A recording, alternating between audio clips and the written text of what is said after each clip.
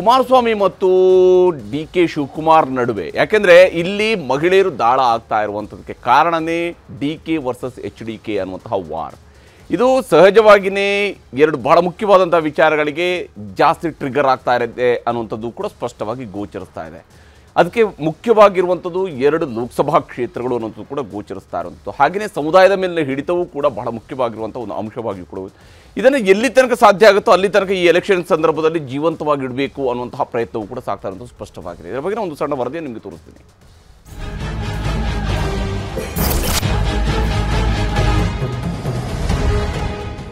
ದಿನೇ ದಿನೇ ನಡೆಯುತ್ತಿರೋ ಮಾತಿನ ಸಮರ ನೋಡ್ತಿರೋವಾಗ ಒಂದಂತೂ ಸ್ಪಷ್ಟವಾಗ್ತಿದೆ. ಲೋಕಸಭೆ ಚುನಾವಣೆ ಡಿಕೆ ಶಿವಕುಮಾರ್ ಹಾಗೂ ಕುಮಾರಸ್ವಾಮಿ ನಡುವಿನ ಜಿದ್ದಾಜಿದ್ದಿನ ಫೈಟ್ ಅನ್ನೋದು. ಅದಕ್ಕೆ ಎರಡು ಪ್ರಮುಖ ಕಾರಣ. ಒಂದು, ಬೆಂಗಳೂರು ಗ್ರಾಮಾಂತರದಲ್ಲಿ ಡಿಕೆ ಸುರೇಶ್ ಹಾಗೂ ಡಾಕ್ಟರ್ CN ಮಂಜುನಾಥ್ ಸ್ಪರ್ಧೆ. ಮತ್ತೊಂದು, ಮಂಡ್ಯದಲ್ಲಿ ಕುಮಾರಸ್ವಾಮಿ ಸ್ಪರ್ಧೆ. ಎರಡೂ ಕ್ಷೇತ್ರಗಳು ಡಿಕೆ ಶಿವಕುಮಾರ್ಗೆ ಪ್ರತಿಷ್ಠೆ ಆದರೆ ಕುಮಾರಸ್ವಾಮಿಗೆ ಅಸ್ತಿತ್ವ ಉಳಿಸಿಕೊಳ್ಳುವ ಸವಾಲು.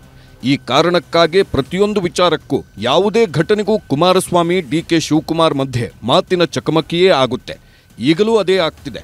ಮೊನ್ನೆ ಮೈತ್ರಿ ಸರ್ಕಾರ ಉಳಿಸಿದವರು ಯಾರಪ್ಪ ಎಂಬ ಪ್ರಶ್ನೆ ಇಟ್ಟುಕೊಂಡು ಇಬ್ಬರ ಮಧ್ಯೆ ವಾಗ್ಯುದ್ಧವೇ ಆಗಿತ್ತು. ಬಿಜೆಪಿಯವರು ಒಕ್ಕಲಿಗನ ಚೀಫ್ ಮಿನಿಸ್ಟರ್ ಇಳಿಸಿದ್ರಲ್ಲ, ಅದು ಕೇಳಬೇಕು. ಯಾರು ಅಲ್ಲಿ ಹೋಗಿದ್ರಲ್ಲ ಅವರೇ ತಾನೇ ಇಳಿಸಿದ್ದು. ಯಾರು ಸತ್ಯನ ಮುಚ್ಚಕ್ಕಾಗಲ್ವಲ್ಲ. ಆಗ ದೇವೇಗೌಡರು ಏನು ಹೇಳಿದ್ರು, ಅವ್ರ ಮೇಲೆ ಏನು ಹೇಳಿದ್ರು, ಯಡಿಯೂರಪ್ಪನವರು ಕುಮಾರಸ್ವಾಮಿ ಮೇಲೆ ದೇವೇಗೌಡರ ಮೇಲೆ ಏನು ಹೇಳಿದ್ರು ನನಗೆ ಅಸೆಂಬ್ಲಿಲಿ, ಅವೆಲ್ಲ ಏನು ಯಾವುದನ್ನು ಮುಚ್ಚಿಡಕ್ಕಾಗಲ್ವಲ್ಲ. ಸಿದ್ದರಾಮಯ್ಯ ಸಿದ್ಧವನದಲ್ಲಿ ಅವ್ರ ಕಾರ್ಯಕರ್ತರ ಜೊತೆ ಚರ್ಚೆ ಮಾಡಿದ್ದು ಪಾರ್ಲಿಮೆಂಟವರಿಗಷ್ಟೇ ಸರ್ಕಾರ, ಅದಕ್ಕೆಲ್ಲ ಸರ್ಕಾರ ಇರೋದಿಲ್ಲ ಅಂತ ಹೇಳಿ ಸಿದ್ಧವನದಲ್ಲಿ ಸರ್ಕಾರ ರಚನೆ ಮಾಡೋದು 3 ತಿಂಗಳಿಗೆ ಹೇಳಿಲ್ವಾ? ಉತ್ತರ ಅಲ್ಲಿದೆ. ಉತ್ತರ ಅವರೇ ಕೊಟ್ಕೊಂಡವ್ರಲ್ಲ ನಿಮ್ಮ ಮುಖ್ಯಮಂತ್ರಿ. ಮೊನ್ನೆ ಆದಿಚುಂಚನಗಿರಿ ಶ್ರೀಗಳನ್ನ ಭೇಟಿ ಮಾಡಿದ್ದ ವಿಚಾರಕ್ಕೂ ಡಿಕೆ HDK ಮಧ್ಯೆ ವಾರ ಆಗಿತ್ತು. ಸಮುದಾಯದ ಅಧಿಪತ್ಯಕ್ಕಾಗಿ ಇಬ್ಬರ ಟಾಕ್ ಫೈಟ್ ಜೋರಿತ್ತು. ಯಾರು ಅವ್ರಿಗೆ ಬೆಂಚ್ ಶೂರಿ ಹಾಕಿದ್ರಲ್ಲ ಅವ್ರು ಕರ್ಕೊಂಡು ಹೋಗಿ, ಯಾರು ಸರ್ಕಾರನ ತೆಗೆದ್ರು ಅವ್ರು ಕರ್ಕೊಂಡು ಹೋದ್ರೆ ಸಮಾಜಕ್ಕೆ ಏನು ಉತ್ತರ ಕೊಡ್ತಾರೆ ಅಂತ. ಅಯ್ಯೋ ರಾಮನ ಹಿಂದ್ಯಾರು ಬೀಳಿಸಿದರು? ಅವರೇ ಹೇಳಿಲ್ವಾ? ಎಷ್ಟು ಬಾರಿ ಹೇಳಿಲ್ಲ? ಧರ್ಮಸ್ಥಳದ ಸಿದ್ಧವನದಲ್ಲಿ ಕೂತೆ ಔಷಧಿ ಅರ್ಧವ್ರೆ ಅವರೇ ಹೇಳೋರು. ನೀವೆಲ್ಲ ಟಿವಿಲಿ ತೋರಿಸಿದ್ದೀರಿ. ಹಾಸನಾಂಬೆ ಪ್ರಮಾಣ ಮಾಡಬೇಕು. ಅದಕ್ಕೆ ಧರ್ಮಸ್ಥಳದಲ್ಲೇ ಮಾಡಿ ಬಂದಿರೋದಲ್ವ ಅದು? ಅಲ್ಲೇ ಹೇಳಿಲ್ವ ಅವರು? ಈ ಸರ್ಕಾರ ಒಂದೇ ವರ್ಷ ಪಾರ್ಲಿಮೆಂಟ್ ಚುನಾವಣೆ ಮೇಲೆ ತೆಗಿತೀವಿ ಅಂತ ಹೇಳಿ ಅದಕ್ಕಿಂತಲೇ ಬೇಕಾ ಪ್ರಮಾಣ? ಸ್ವಾಮೀಜಿ ಹಿಡಿತಾನೆ ಇಲ್ವಲ್ರಿ? ಕೊಡ್ಲೇಬೇಕು ಅಂತ ಹೇಳ್ತಾ ಇದ್ರಲ್ಲ. I am A street fighter ಅಂತ. ಹೌದು, ನೀವು ಸ್ಟ್ರೈಟ್ ಫೈಟರ್ ಕಣಪ್ಪ. ಯಾವ ಕೊತ್ವಾಲ್ ರಾಮಚಂದ್ರ ಹತ್ರ ಗಡಿಲಿ ಬಂದಿರೋ ನೀವು ಸ್ಟ್ರೈಟ್ ಫೈಟರ್ ಆಗದೆ ವಿಧಾನಸೌಧದಲ್ಲಿ ಕೂತು ಫೈಟ್ ಮಾಡ್ತೀರಾ? ನೀವು ಬಂದಿರೋ ಬ್ಯಾಕ್ಗ್ರೌಂಡೇ ಅದಲ್ವಾ? ಅದರಿಂದ ಮಾತಾಡಿ. ಇದೀಗ ಗ್ಯಾರಂಟಿಗಳಿಂದಾಗಿ ಮಹಿಳೆಯರು ದಾರಿ ತಪ್ಪುತ್ತಿದ್ದಾರೆ ಎಂಬ ಕುಮಾರಸ್ವಾಮಿ ಹೇಳಿಕೆಯು ಇಬ್ಬರ ನಡುವೆ ಜೋರು ಗುದ್ದಾಟಕ್ಕೆ ವೇದಿಕೆ ಆಗಿದೆ. ನಡೆದವನು ಹಿಡಿತಾನೆ. ಯಾರು ಮಾತಾಡು ಅಂತ ಹೇಳಿದವ್ರು? ಯಾರು ಮಾತಾಡು ಅಂತ ಹೇಳಿದವ್ರು ಯಾರು? ಒಂದ್ಸತಿ ಮಾತಾಡಿದ್ಮೇಲೆ ಹೋಯ್ತು ಕೇಸು. ತಿರ್ಗಿ ಅವೆಲ್ಲ ಮಾಡೋಕ್ಕಾಗಲ್ಲ. ಬಿಡಿ, ಲೆಟ್ ಮೀ ಕ್ಲೋಸ್ ಇಟ್. ಜನಕ್ಕಾಗಿರೋದು ಮಾನಸಿಕವಾಗಿ ಆಗಿರೋದು ಇದೆಯಲ್ಲ, ಅದನ್ನು ಯಾರು ತೆಗೆದಾಕಕ್ಕಾಗಲ್ಲ. ಈಗ ನಾನು ಹೆಣ್ಣು ಮಕ್ಕಳ ಬಗ್ಗೆ ಮಾತಾಡ್ಬಿಟ್ಟಿದ್ದೇನಂತೆ. ಈಗ ಅವ್ರಿಗೆ 2ನೇ ಬಾರಿ ಅವ್ರ ಜೀವನದಲ್ಲಿ ಪಾಪ ನೋವು ಪಡ್ತಾ ಇದ್ದಾರಂತೆ. ನಾನು ಅದಕ್ಕೆ ನೆನ್ನೆ ಹೇಳಿದೆ, ಅಪ್ಪ ನೋವು ಪಡಬೇಡಪ್ಪ, ದಯವಿಟ್ಟು ನಾನು ತಪ್ಪು ನನ್ನ ತಾಯಿದ್ರ ಬಗ್ಗೆ ಮಾತನಾಡಿದ್ದೇನೆ, ನಾನೇ ವಿಷಯ ವ್ಯಕ್ತಪಡಿಸ್ತೀನಪ್ಪ ಅಂತ ಹೇಳಿದೆ. ಈಗಾಗಲೇ JDS ಪಕ್ಷಕ್ಕೆ 2 ಬಾರಿ ಬೆನ್ನಿಗೆ ಚೂರಿ ಇರಿದು ಹೋಗಿರ್ತಕ್ಕಂಥದ್ದು. ನಾನು ಕಳೆದ ವಿಧಾನಸಭಾ ಚುನಾವಣೆಯಲ್ಲೇ ಅವರಿಗೆ ಟಿಕೆಟ್ ಕೊಡಲಿಕ್ಕೆ ನಿರಾಕರಣೆ ಮಾಡಿದ್ದೆ. ಪದೇ ವೈಯಕ್ತಿಕವಾಗಿ ಬಂಡೆ ಕಲ್ಲು ಹೊಡೆದ್ಬಿಟ್ಟ, ಚೂರಿ ಹಾಕ್ಬಿಟ್ಟ, ವಿಷ ಕೊಟ್ಬಿಟ್ಟ. ನಾನು ಸಮುದಾಯಕ್ಕೋಸ್ಕರ ನಾನು ಗೌರವ ಕೊಟ್ಬಿಟ್ಟು ಅವ್ರು ಏನಂದ್ರೂ ತಕ್ಕೊಳ್ಳಿ. But there is a limitation for everything. ನಾನು ಅವ್ರನ್ನ ಕೇಳ್ತೀನಿ, ಈ ರಾಜ್ಯದಲ್ಲಿ ಯಾವ್ಯಾವ ಸಂದರ್ಭದಲ್ಲಿ ಕೆಲವು ಕುಟುಂಬದ ಹೆಣ್ಣು ಮಕ್ಕಳನ್ನ ಕಿಡ್ನಾಪ್ ಮಾಡಿ ಜಮೀನು ಬರೆಸ್ಕೋಬೇಕಾದ್ರೆ ಹೆದರಿಸಿ ಅವತ್ತಿಂದುವರೆಗೆ ದುಃಖನೇ ಬಂದಿರಲಿಲ್ಲ ಅಂತ ಪ್ರಕರಣಗಳಲ್ಲಿ ಇದೆಲ್ಲ ಕಂಡಿರ್ತಕ್ಕಂಥದ್ದು. ನಾನು ಪರ್ಸನಲ್ ಅಟ್ಯಾಕು, ಮತ್ತೊಂದು ಅಟ್ಯಾಕು, ಏನೇನೋ ಯಾವುದೋ ಹೆಣ್ಮಕ್ಳು ಕೈಲಿ ಜಮೀನು ಬರ್ಸ್ಕೊಬಿಟ್ಟಿದ್ವಿ. ಯಾವ ಹೆಣ್ಮಕ್ಳು ಮೇಲೆ ಬಂಡೆ ಹೊಡೆದಿ? ನನ್ನ ಬಂಡೆ ಅದು, ನನ್ನ ಕಲ್ಲು, ನನ್ನ ಆಸ್ತಿ. ಹೀಗೆ ಕುಮಾರಸ್ವಾಮಿ ಡಿಕೆ ಶಿವಕುಮಾರ್ ಮಧ್ಯೆ ವಾಗ್ಯುದ್ಧ ನಡೆಯುತ್ತಿರೋವಾಗಲೇ ಮಗನ ಪರ ಬ್ಯಾಟ್ ಮಾಡ್ತಾರೆ ದೇವೇಗೌಡರು. ಡೆಪ್ಟಿ CM ಇದ್ದಾರೆ, ಅವರು ಎಲ್ಲ ಕಡೆ ಕೂಗಿ ಇದ್ರಲ್ಲಾದ್ರೂ ಕಾಂಗ್ರೆಸ್ ಮುಡುಕ್ತಾ ಇದೆ, ಈ ತರ ಕುಮಾರಸ್ವಾಮಿ ವಿರುದ್ಧ ಕೂಗಿಸಿ ಶಕ್ತಿ ಗಳಿಸ್ಕೋಬೇಕು ಅಂತ ಹೇಳಿ ಪ್ರಯತ್ನ ಮಾಡ್ತಾವ್ರೆ. ನನಗೆ ನಮ್ಮ ಇದನ್ನ ಹಾಕೊಂಡು ಬಂದವರು, ಆಮೇಲೆ ಒದ್ದು ಒಳಗಡೆ ಹಾಕಿದ್ದಾರೆ, ಬೇರೆ ವಿಷಯ. ಹೀಗೆ ಇಡೀ ಲೋಕಸಭೆಯುದ್ದಕ್ಕೂ ಡಿಕೆ ಹಾಗೂ ಎಚ್ಡಿಕೆ ನಡುವೆ ವಾಗ್ಯುದ್ಧವೇ ಆಗ್ತಿದೆ. ಮೇ 7ರವರೆಗೆ ಇದು ಹೀಗೆ ಮುಂದುವರಿಯೋ ಎಲ್ಲಾ ಸಾಧ್ಯತೆಗಳು ನಿಚ್ಚಳವಾಗಿವೆ. Bureau report, news 18. ಹೀಗೆ ಇಲ್ಲಿ ಆರೋಪ ಪ್ರತ್ಯಾರೋಪ, ಏಟು ಎದಿರೇಟು ಇವೆಲ್ಲವೂ ಕೂಡ ಸಾಗ್ತಾ ಇದೆ. ಹೆಣ್ಣು ಮಕ್ಕಳ ಜಮೀನನ್ನು ಕಿಡ್ನಾಪ್ ಮೂಲಕ ಬರೆಸ್ಕೊಂಡ್ರು ಅನ್ನೋದ್ರವರೆಗೂ ಕೂಡ ಇವೆಲ್ಲವೂ ಕೂಡ ಆರೋಪಗಳು ಬಂದಿವೆ. ಗೊತ್ತಿಲ್ಲ ಏನೇನು ದಾಖಲೆಗಳನ್ನು ಕುಮಾರಸ್ವಾಮಿ ಇಟ್ಕೊಂಡಿದ್ದಾರೆ, ಏನು ದಾಖಲೆಯನ್ನು ದೇವೇಗೌಡರು ಇಟ್ಕೊಂಡಿದ್ದಾರೆ, ಏನು ದಾಖಲೆಯನ್ನು ಡಿ ಕೆ ಶಿವಕುಮಾರ್ ಇಟ್ಕೊಂಡಿದ್ದಾರೆ ಗೊತ್ತಿಲ್ಲ. ಆದರೆ ಕಳೆದ ಸುಮಾರು 30 ವರ್ಷಗಳ ರಾಜಕಾರಣದಲ್ಲಿ ಇವರಿಬ್ಬರ ಈ ಎರಡೂ ಒಂದು ರೀತಿಯಲ್ಲಿ ಒಂದು ಕಡೆಯಲ್ಲಿ ದೇವೇಗೌಡರ ಕುಟುಂಬ, ಮತ್ತೊಂದು ಕಡೆಯಲ್ಲಿ ಡಿ ಕೆ ಶಿವಕುಮಾರ್ ಅವರ ಫೈಟ್, ಇದು ನಿರಂತರವಾಗಿ ಕರ್ನಾಟಕದ ಜನ ನೋಡ್ತಾ ಬಂದಿರೋರಿಗೆ ಇದೊಂದು ಹೊಸ ಅಧ್ಯಾಯ ನಮ್ಮ ಮುಂದೆ ತೆರೆದುಕೊಳ್ತಾ ಇರುವಂಥದ್ದು ಅಂತೇಳಿ ಮಾತ್ರ ಇದನ್ನು ನೋಡ್ಬೋದು.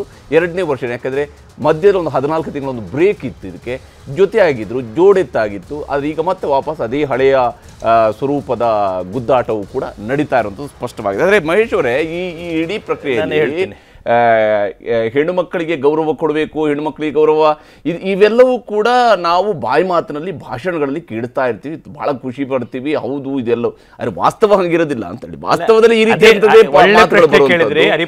ವಾಸ್ತವದಲ್ಲಿ ಇಂಥದ್ದೇ ರಾಜಕಾರಣದ ದಾಳ ಆಗುವಂಥದ್ದು. ಹೆಣ್ಣು ಮಕ್ಕಳು ಆನೆ ತೋರ್ಸೋದೇ ಒಂದಲ್ಲು, ತಿನ್ನೋದೇ ಒಂದಲ್ಲು. ಕಾಂಗ್ರೆಸ್ಸಿನ ಡ್ಯೂಯಲ್ನೆಸ್ ಹೇಗೆ ಗೊತ್ತಾಗತ್ತೆ ಅಂದ್ರೆ, ಸ್ವತಃ ಈ ರಾಜ್ಯದ ಮುಖ್ಯಮಂತ್ರಿ, ಒಂದ್ ನಿಮಿಷ, ಈ ರಾಜ್ಯದ ಮುಖ್ಯಮಂತ್ರಿ ಈ ರಾಷ್ಟ್ರದ ಮಾನ್ಯವಾದ ಪ್ರಧಾನಿ ರಾಷ್ಟ್ರಪತಿಗಳನ್ನ ದ್ರೌಪದಿ ಮುರ್ಮು ಅವರನ್ನ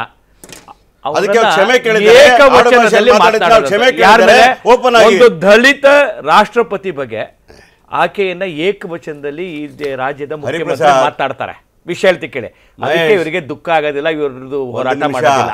ಭಾರತ್ ಜೋಡೋ ಯಾತ್ರೆ ಪ್ರಾರಂಭ ಮಾಡ್ತಾರಲ್ಲ, ಭಾರತ್ ಜೋಡೋ ಯಾತ್ರೆ ಮಾಡಿದಾಗ ಇವ್ರು ಮೊದಲು ಹೋಗ್ಬಿಟ್ಟು ಭೇಟಿ ಮಾಡ್ತಕ್ಕಂಥದ್ದು ಯಾರನ್ನಪ್ಪ ಅಂತಂದ್ರೆ ಜಾರ್ಜ್ ಪೊನ್ನಪ್ಪನ, ಪಾದ್ರಿ. ಆ ಪಾದ್ರಿ ಏನ್ ಹೇಳ್ತಾರೆ ಅಂದ್ರೆ, ಭಾರತ್ ಮಾತೆಯೇ ಸರಿಗಿಲ್ಲ ಅಂತ ಹೇಳಿದಂಥ ಪಾದ್ರಿನ ರಾಹುಲ್ ಗಾಂಧಿ ಹೋಗಿ ಭೇಟಿ ಮಾಡ್ತಾರೆ. ಅದು ಒಂದ್ ಕಡೆ ಇಡಿ. MF ಹುಸೇನ್ ಅವರು ಕಲಾವಿದರು, ಸರಸ್ವತಿಯನ್ನ ವೇಶ್ಯೆ ಅಂತ ಚಿತ್ರಣ ಮಾಡಿದಂಥ MF ಹುಸೇನ್ಗೆ ಅಸೈಲಂ ಕೊಟ್ಟಂತ ರಾಜಕೀಯ ಪಾರ್ಟಿ, MF ಹುಸೇನ್ ಪರವಾಗಿ ನಿಂತಂತ ರಾಜಕೀಯ ಪಾರ್ಟಿ. ಅಭಿವ್ಯಕ್ತಿ ಸ್ವಾತಂತ್ರ್ಯ ಅಂತ ಸರಸ್ವತಿಯನ್ನ ದುರ್ಗೆಯನ್ನ ಚಿತ್ರಣ ಮಾಡಿದಂತ MF ಹುಸೇನ್ ಅವ್ರನ್ನ ಪ್ರೊಟೆಕ್ಟ್ ಮಾಡಿದಂತವ್ರು, ಅವ್ನ ಪರವಾಗಿ ಕೇಸನ್ನ ವಾದ ಮಾಡಿದಂತ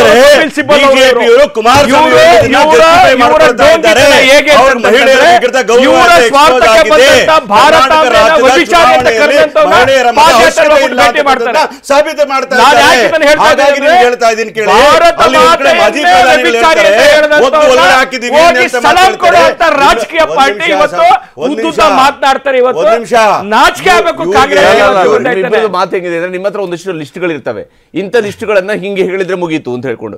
ಇದಲ್ಲ, ಈ ಲಿಸ್ಟ್ಗಳ ಮೂಲಕವಾಗಿ ಆಗೋದಿಲ್ಲ. ನಾನು ಕೇಳ್ತಾ ಇವತ್ತಿನ ವಿಚಾರಗಳಿಗೆ ಕೇಳ್ತಾ ಇರುವಂತದ್ದು.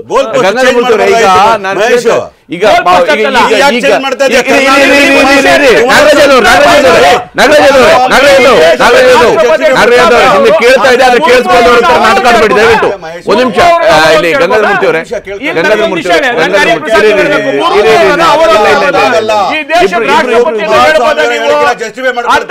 ಸಿದ್ದರಾಮಯ್ಯ ಹೇಳಿಕೆ ಜಸ್ಟಿಫೈ ಅವ್ರ ಕ್ಷಮೆ ಕೇಳಿದ್ದಾರೆ.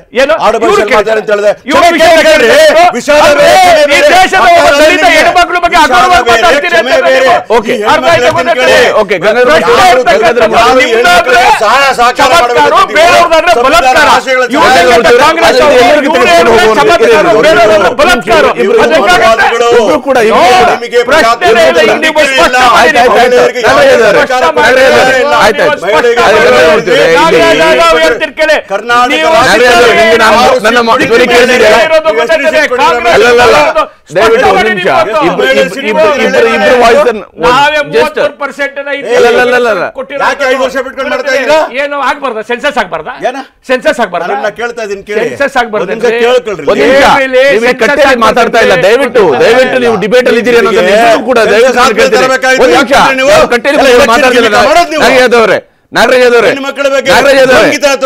ಕಿರುಚಾಡೋದ್ರಿಂದ ಏನಾಗೋದಿಲ್ಲ. ಒಂದ್ ನಿಮಿಷ ಇಲ್ಲಿ ಗಂಗಾಧರ ಮೂರ್ತಿ ಅವರು, ಎಷ್ಟರ ಮಟ್ಟಿಗೆ ಇಲ್ಲಿ ಈಗ ನೀವು ಬಿಜೆಪಿ ಜೊತೆ ಸೇರಿದ ತಕ್ಷಣ ಒಂದ್ ನಿಮಿಷ ಕೇಳಿಸ್ಕೊಳ್ಳುವಂತ ವ್ಯವಧಾನ ಇರಲಿ, ಕೇಳಿಸ್ಕೊಳ್ಳುವಂತ ವ್ಯವಧಾನ ಇರಲಿ. ಯಾವ ಭಾಷೆ ರೀ? ನಿಮ್ ನಾಯಕರುಗಳು ಹೇಳಿರುವಂತ ಭಾಷೆಗಳನ್ನ ಒಂದೊಂದನ್ನು ಪಟ್ಟಿ ಈಗ ಹಿರಿಯ ರಾಜಕಾರಣದ ಗೌರವ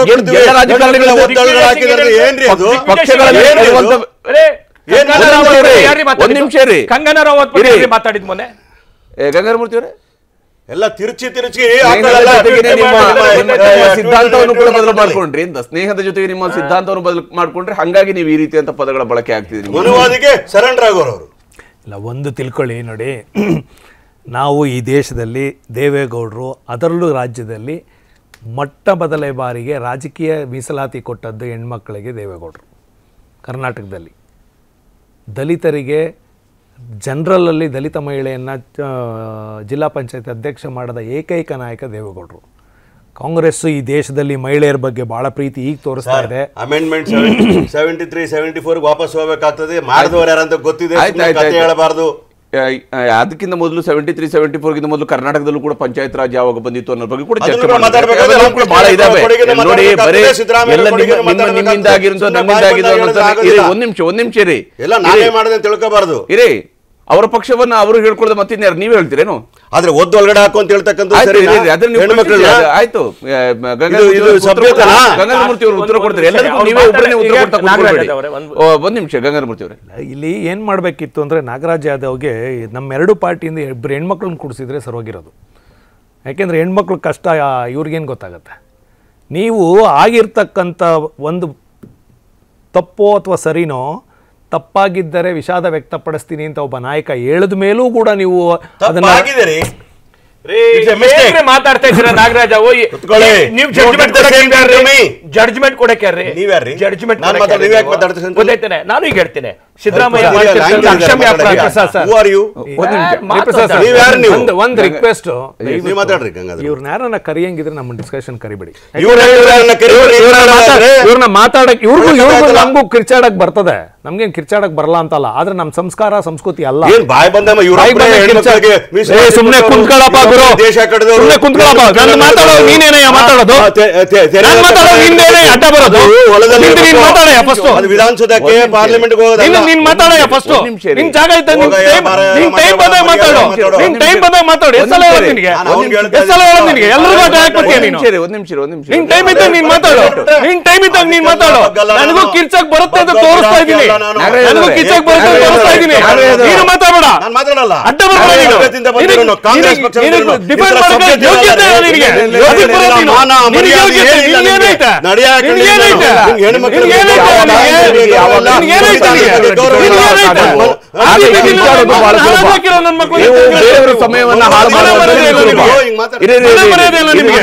ಇದು ಸ್ಪಷ್ಟ ಸೂಚಿಸೋದು ಇಷ್ಟೇ. ನಿಮಗೆ ಮಾತಾಡುವ ಬಂಡವಾಳ ಇಲ್ಲದೆ ಇದ್ದಾಗ ಕಿರ್ಚಾಡೋದ್ರಿಂದಾಗಿ ಏನು ಆಗೋದಿಲ್ಲ. ದಯವಿಟ್ಟು ತಿಳ್ಕೊಳ್ಳಿ. ಈಗ ನೀವು ಜವಾಬ್ದಾರಿ,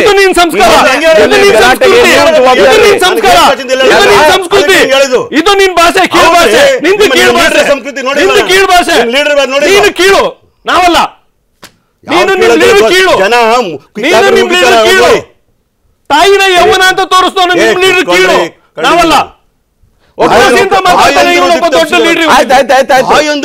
ಆಯ್ತಾಯ್ತಾಯ್ತಾಯ್ತು. ಕರ್ಮ.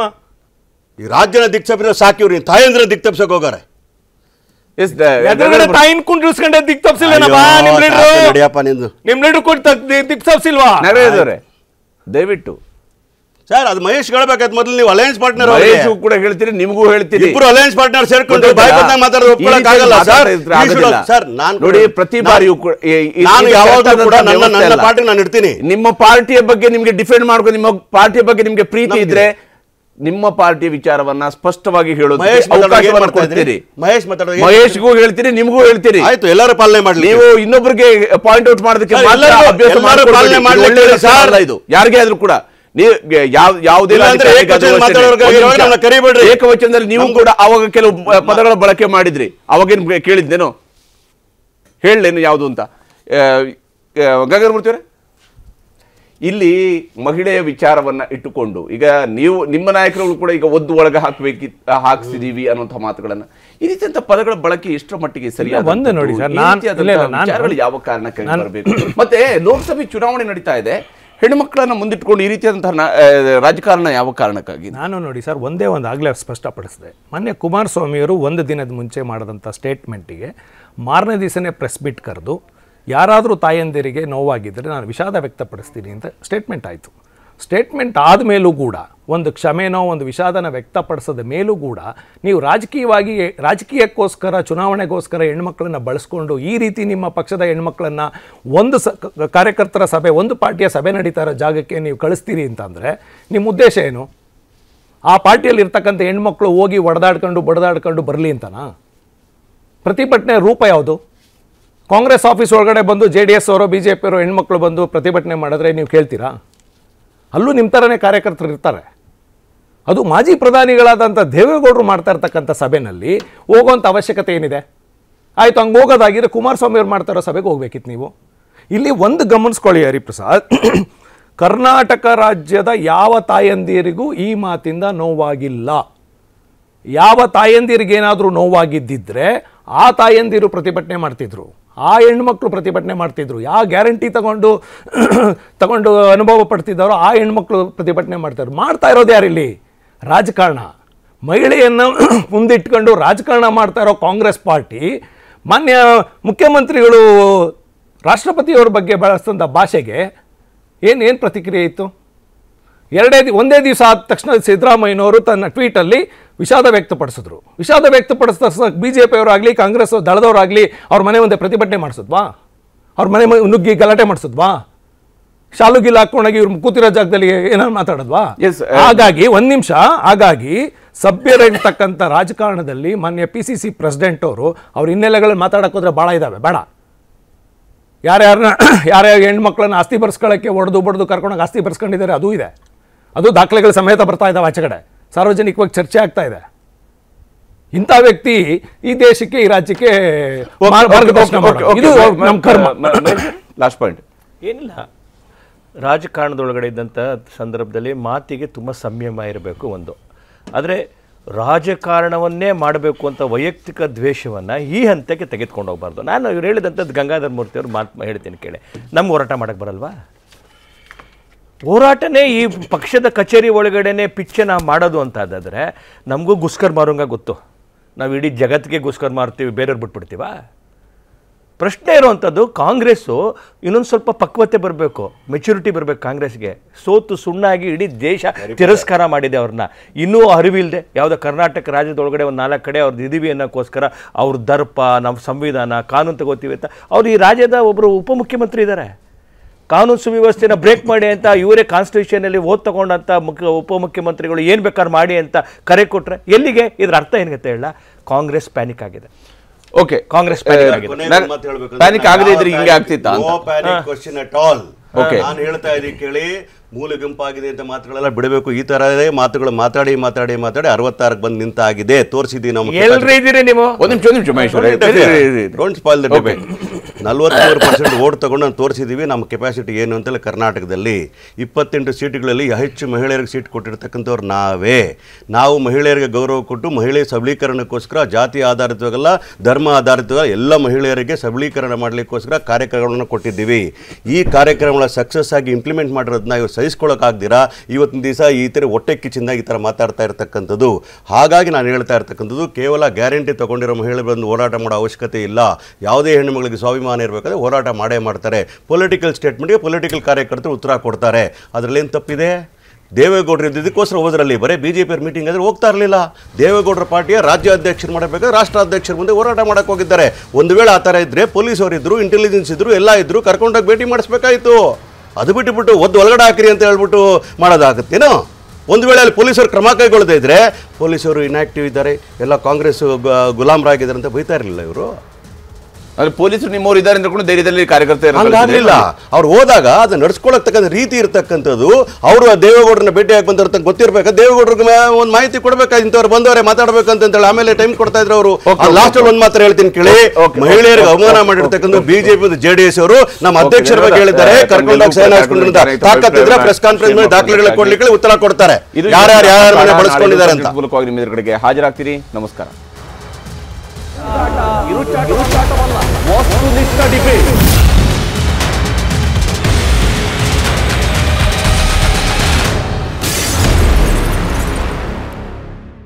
ಕನ್ನಡಿಗರ ನೆಚ್ಚಿನ ನ್ಯೂಸ್ 18 ಕನ್ನಡ ಈಗ ವಾಟ್ಸ್ಆಪ್ನಲ್ಲೂ ಲಭ್ಯ.